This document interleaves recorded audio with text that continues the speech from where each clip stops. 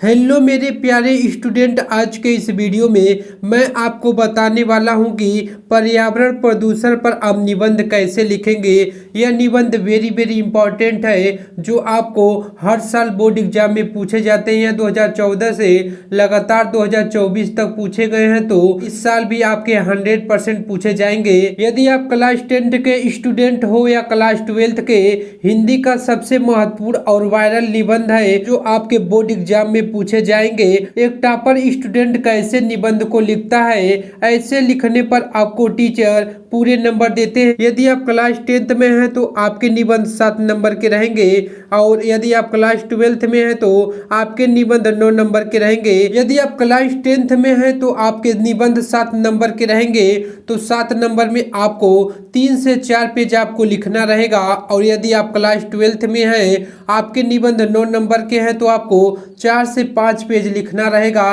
कैसे लिखना है हम आपको इस वीडियो में बताएंगे। यह वीडियो आपने पूरा अच्छे से देख लिया तो आपके पूरे नंबर क्लियर हो जाएंगे। सबसे पहले देख लेते हैं कि पेपर में कैसे पूछता है, किस क्वेश्चन पे पूछता है। यहाँ आप देख सकते हैं कि 29 नंबर क्वेश्चन में पूछता है कि निम्नलिखित में से किसी एक पर निबंध लिखिए। ये आपके 7 नंबर के क्वेश्चन होते हैं। यहाँ आप देख सकते हैं कि सबसे पहले नंबर पर पर्यावरण प्रदूषण पर निबंध पूछा। यहाँ आप देख सकते हैं बहुत से निबंध पूछा गया है। सबसे इम्पोर्टेंट निबंध जो है पर्यावरण प्रदूषण पर निबंध है जो हर साल बोर्ड एग्जाम में पूछे जाते हैं। सबसे पहले जान लेते हैं कि पर्यावरण प्रदूषण पर निबंध कितने प्रकार से पूछता है। यहाँ आप देख सकते हैं कि सबसे पहला है कि समस्या और समाधान निबंध पूछ सकता है, या आपको पर्यावरण एवं स्वास्थ्य पर पूछ सकता है, या आपको पर्यावरण तथा मानव समाज पर पूछ सकता है, या आपको पर्यावरण प्रदूषण पर पूछ सकता है। तो पेपर में यहाँ आप देख सकते हैं कि पर्यावरण प्रदूषण पर पूछा है। उसके बाद यहाँ पर प्रदूषण की समस्या पर पूछ सकता है। यदि आपको किसी भी तरह से पूछेगा, लेकिन आपको निबंध आपको इसी तरह से लिखना है जिस तरह से हम बताएंगे। यह पूरा वीडियो आपने अच्छे से देख लिया तो आप यदि क्लास 10th में है तो 7 नंबर बिल्कुल पक्का हो जाएंगे, और क्लास 12th में है तो 9 नंबर पूरा पक्का हो जाएंगे। सबसे पहले आप कॉपी में यहाँ पर प्रश्नोत्तर संख्या लिखेंगे। 29 नंबर में क्वेश्चन में पूछता है। उसके बाद यहाँ पर आप पर्यावरण प्रदूषण का हेडिंग डालेंगे। जिस भी आप टॉपिक पर निबंध को लिखेंगे, आप इसे बीच में इसी तरह से लिखेंगे, उसे आप अंडरलाइन कर देंगे। यहाँ पर सबसे पहले आप रूपरेखा का हेडिंग डालेंगे। रूपरेखा के बारे में पहले जान लेते हैं कि रूपरेखा में आप जितने भी हेडिंग के बारे में आप लिखना रहेगा, उन हेडिंग को आप इसमें लिखेंगे। सबसे पहला आप लिखेंगे प्रस्तावना। यह कॉमन होता है, आप किसी भी निबंध को लिखेंगे, और लास्ट में उपसंहार कॉमन होता है।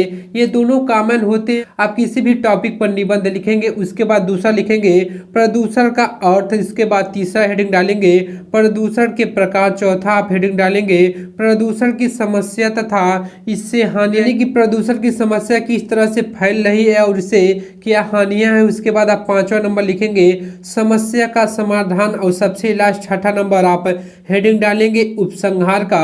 सबसे पहला आप हेडिंग डालेंगे प्रस्तावना का। आपने जो भी हेडिंग रूपरेखा में डाला रहेगा, आप उसी हेडिंग के बारे में आप लिखते चले जाएंगे। हम आपको पर्यावरण प्रदूषण पर निबंध इतने आसान तरीके से बताएंगे कि एक बार पढ़ने पर ही याद हो जाएगा। इसे आपको रटने की आवश्यकता नहीं पड़ेगी, और 24 फरवरी के बोर्ड एग्जाम में आप लिख कर आएंगे। सबसे पहला आप हेडिंग डालेंगे प्रस्तावना का, आप इसे अंडरलाइन करेंगे।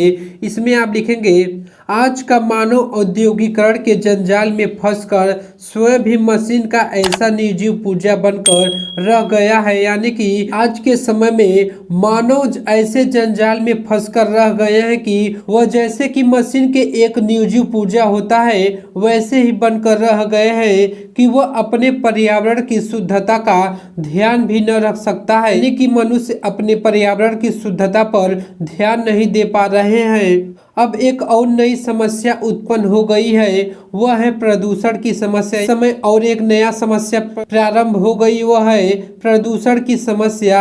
इस समस्या की ओर आजकल सभी देशों का ध्यान केंद्रित है, यानी कि इस समस्या से सभी देश ग्रसित है। इस समय हमारे समक्ष सबसे बड़ी चुनौती पर्यावरण को बचाने की है। इस समय यानी कि वर्तमान में सबसे बड़ी जो संकट है पर्यावरण को बचाने की है, क्योंकि पानी, हवा, जंगल, मिट्टी आदि सब कुछ प्रदूषित हो चुका है। इसलिए प्रत्येक व्यक्ति को पर्यावरण का महत्व बताया जाना चाहिए, क्योंकि यही हमारे अस्तित्व का आधार है। क्योंकि इस समय में पानी, हवा, जंगल, मिट्टी आदि सब कुछ प्रदूषित हो गई है। इसलिए प्रत्येक व्यक्ति को यानी कि समाज में रहने वाले प्रत्येक व्यक्ति को इस पर्यावरण की महत्व के बारे में बताना चाहिए, क्योंकि यह हमारे अस्तित्व का आधार है, यानी कि इसी पर हमारा पृथ्वी टिका है। यदि हमने इस असंतुलन को दूर नहीं किया, यानी कि हम लोग यदि इस असंतुलन को दूर नहीं करेंगे तो आने वाली पीढ़ियां अभिशप्त हो जीवन जीने का बाध्य होंगी और पता नहीं तब मानव जीवन होगा या नहीं, क्योंकि जो आने वाली पीढ़ियां हैं वो श्रापित हो जाएंगी जीवन जीने के लिए। और अब पता नहीं कि उस समय मानव जीवन होगा या नहीं। आप इसी तरह से बोर्ड एग्जाम में आप लिख कर आएंगे। आप वीडियो को पूरा अच्छे से देखेंगे, स्किप कर करके नहीं देखेंगे और भगा भगा कर नहीं देखेंगे, नहीं तो आपको कुछ समझ में नहीं आएगा। कितने हेडिंग को आप लिखेंगे तब आपको पूरे नंबर मिलेंगे, हम आपको आगे बताएंगे। उसके बाद आप दूसरा नंबर हेडिंग डालेंगे प्रदूषण का अर्थ, यानी कि प्रदूषण का अर्थ क्या होता है। आप इसमें लिखेंगे संतुलित वातावरण में ही जीवन का विकास संभव है, यानी कि मानव जीवन जो है एक संतुलित पर्यावरण यानी कि शुद्ध पर्यावरण में ही जीवन जीना संभव है। पर्यावरण का निर्माण प्रकृति के द्वारा किया गया है। पर्यावरण का निर्माण है वह प्रकृति ने किया है, प्रकृति द्वारा पद्धत। पर्यावरण जो है जीवधारियों का अनुकूल होता है। जब वातावरण में कुछ हानिकारक घटक आ जाते हैं वे वातावरण का असंतुलन बिगाड़ कर उसको दूषित कर देते हैं, यानी कि वातावरण में कुछ हानियां आ जाती हैं जिसके कारण हमारा वातावरण असंतुलित होकर बिगड़ कर वह दूषित हो जाता है। यह गंदा वातावरण जीवधारियों के लिए उनके प्रकार से हानिकारक होता है, यानी कि यह जो गंदा वातावरण है ये सभी जीवधारियों यानी कि पृथ्वी पर जितने भी रहने वाले हैं उनके लिए यह हानिकारक होता है। इस प्रकार के प्रदूषित हो जाने को ही प्रदूषण कहते हैं। आप इसी तरह से लिखेंगे। उसके बाद आप नेक्स्ट हेडिंग डालेंगे प्रदूषण के प्रकार, यानी कि प्रदूषण के कौन कौन से प्रकार हैं। आप इसमें लिखेंगे आज के वातावरण में प्रदूषण इन रूपों में दिखाई देता है। सबसे पहला हेडिंग आप डालेंगे क नंबर पर वायु प्रदूषण। आप वायु के बारे में बताएंगे कि वायु प्रदूषण कैसे हो रहा है। वायु जीवन का अनिवार्य स्रोत है। प्रत्येक प्राणी को स्वस्थ रूप से जीने के लिए शुद्ध वायु अर्थात ऑक्सीजन की आवश्यकता होती है, यानी कि जो हमारा जीवन है वह वायु पर आश्रित है। प्रत्येक प्राणी को यानी कि प्रत्येक व्यक्ति स्वस्थ रूप से जीने के लिए हमें शुद्ध वायु और ऑक्सीजन की आवश्यकता होती है, जिस कारण वायुमंडल में इसकी विशेषता अनुपात में उपस्थिति आवश्यक है। जीवधारी सांस द्वारा ऑक्सीजन ग्रहण करते हैं, यानी कि जितने भी पृथ्वी पर जीवधारी हैं वे सांस द्वारा ऑक्सीजन को ग्रहण करते हैं और कार्बन डाइऑक्साइड छोड़ते हैं। पेड़ पौधे जो हैं कार्बन डाइऑक्साइड ग्रहण करते हैं, हमें ऑक्सीजन प्रदान करते हैं, यानी कि पेड़ पौधे जो हैं वो कार्बन डाइऑक्साइड को लेकर हमें ऑक्सीजन प्रदान करते हैं। उसके बाद आप ख नंबर हेडिंग डालेंगे जल प्रदूषण। आप जल प्रदूषण के बारे में बताएंगे। जल को जीवन कहा जाता है, यानी कि जल ही जीवन है और यह भी माना जाता है कि जल से ही सभी देवता निवास करते हैं। इसके बिना जीव जंतु पेड़ पौधे का भी अस्तित्व नहीं है। आप गो नंबर हेडिंग डालेंगे ध्वनि प्रदूषण। आप बताएंगे कि ध्वनि प्रदूषण कैसे हो रहा है। आप इसमें लिखेंगे ध्वनि प्रदूषण भी आज की नई समस्या है। इससे वैज्ञानिक प्रगति ने पैदा किया है, यानी कि वैज्ञानिक जो हमारे हैं उन्होंने इसका आविष्कार किया है। मोटर कार, ट्रैक्टर, जेट विमान, कारखाने के रसायन, मशीनों तथा लाउड स्पीकर के संतुलन को बिगाड़ कर ध्वनि प्रदूषण उत्पन्न कर रहे हैं, यानी कि जो हमारे समाज में वैज्ञानिक द्वारा आविष्कार किया गया है मोटर कार, ट्रैक्टर, जेट विमान, कारखानों के रासायनिक मशीनों तथा लाउड स्पीकर से हमारा संतुलन को बिगाड़ कर ध्वनि प्रदूषण उत्पन्न कर रहा है। उसके बाद आप घ नंबर हेडिंग डालेंगे। जितना हमने लिखा है बस आपको उतना ही लिखना है।